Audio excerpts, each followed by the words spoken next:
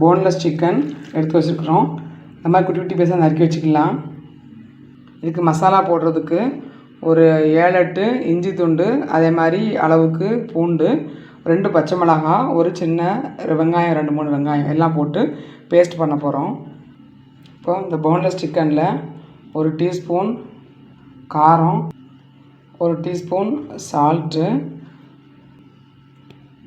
அரைச்சி வச்ச இஞ்சி பூண்டு பச்சை மிளகாய் பேஸ்ட்டு,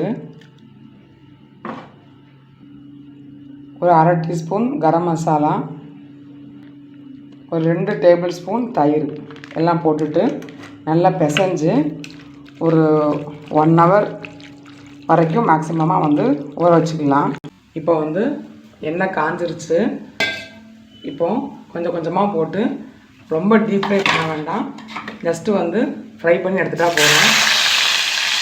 சிக்கன் வந்துட்டு இருக்கட்டும். இப்போ அந்த கிரேவி கொஞ்சம் அந்த மேரினேட்ஸ் கொஞ்சம் மிச்சம் இருக்குது லாஸ்ட்டில் எடுத்ததில், அதில் வந்து கொஞ்சம் மஷ்ரூமை போட்டு அதையும் நல்லா பரட்டி வச்சுக்கலாம். சிக்கன் ஒரு 3/4 வெந்ததுக்கப்புறமா இந்த மஷ்ரூமையும் சேர்த்து வேக வச்சிடலாம். இப்போ வந்து சிக்கன் வந்து 3/4 வெந்துருந்துச்சு. இப்போ நம்ம அதோட மஷ்ரூமையும் ஒன்றா போட்டுடலாம். ஒன்றா போட்டுட்டு நல்லா வதக்கிட்டு திரும்பவும் சிம்மர்லேயே போட்டுடலாம். கொஞ்சம் மஷ்ரூம் போடுறதுனால ஃபில்லிங் கொஞ்சம் ஜாஸ்தியாக இருக்கும். கிண்டி விடும்போதே நல்லா கரண்டி வச்சு நல்லா கொத்தி குட்டி குட்டி பீசஸ் ஆக்கிடலாம்.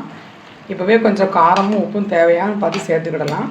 சரி, அப்படி சிம்மரில் போட்டுருவோம் கொஞ்சம் கிறிஸ்பியாக வரைக்கும். அம்மாவுக்கு வேண்டிய மயோனைஸ் செய்ய போகிறோம். ஸோ வந்து பால் வந்து ஒரு 1/2 டம்ளர், அதே அளவுக்கு எண்ணெயும் எடுத்துக்கிடலாம். 1/2 டம்ளர் பால் ஊற்றிருக்கோம். 1/2 லெமனோட ஜூஸு, ஒரு 1/4 டீஸ்பூன் உப்பு, ஒரு 4-5 பூண்டும், ஒரு 5-6 மிளகையும் இடித்து அதையும் சேர்த்துருக்குறோம். ஒரு பிஞ்சு சர்க்கரை. முதல்ல கொஞ்சமாக ஆயில் ஊற்றிக்கலாம். அதுக்கப்புறமா நேரம் ஆக கொஞ்சம் கொஞ்சமாக ஆட் பண்ணி பர்ஸ்ட் கொடுத்து செஞ்சுக்கலாம்.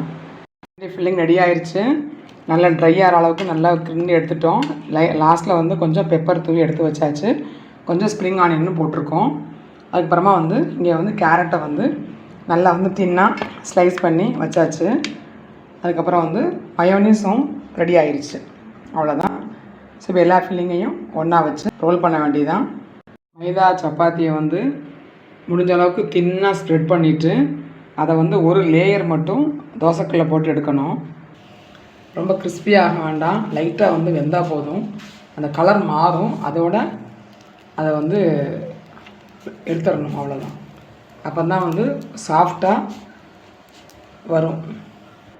இப்போ இதில் வந்து மயோனீஸ் ஸ்ப்ரெட் பண்ணிக்கலாம். இது வந்து ஹோம்மேடு மயோனீஸ், மில்க் மயோனீஸ். லைட்டாக 1-2 கேரட்டை ஸ்ப்ரெட் பண்ணி வச்சுருக்கோம், அதையும் போட்டுக்கலாம். அதுக்கப்புறமா ஷவர்மா ஃபில்லிங், இதை சிக்கன் அண்ட் மஷ்ரூம் போட்டு செஞ்சுருக்கோம். இதை அப்படியே ரோல் பண்ணிவிட்டு தவாவில் வச்சு ஃப்ரை பண்ணணும் லைட்டாக. ஸோ தவாவில் அப்படியே ரோல் பண்ணிவிட்டு லைட்டாக சிம்மர்லேயே இருக்கட்டும், கருகிடக்கூடாது. கொஞ்சமாக ஸ்ப்ரெட், ரொம்ப ஃபாஸ்ட்டாக ஸ்ப்ரெட் பண்ணாலும் உடஞ்சிரும். ஸோ கொஞ்சமாக மெதுவாக அப்படியே ஸ்ப்ரெட் பண்ணிக்கணும். ஸோ 4 பக்கமும் நல்லா வேகணும். ஸோ லைட்டாக அப்பப்போ ரோல் பண்ணி எல்லா பக்கமும் வேகிற மாதிரி பார்த்துக்க வேண்டியதான். ஷவர்மா ரெடி ஆயிடுச்சு. இந்த மாதிரி நீங்களும் வீட்டிலேயே மயோனீஸோடு செஞ்சு சாப்பிடுங்க. தேங்க்ஸ் ஃபார் வாட்சிங்.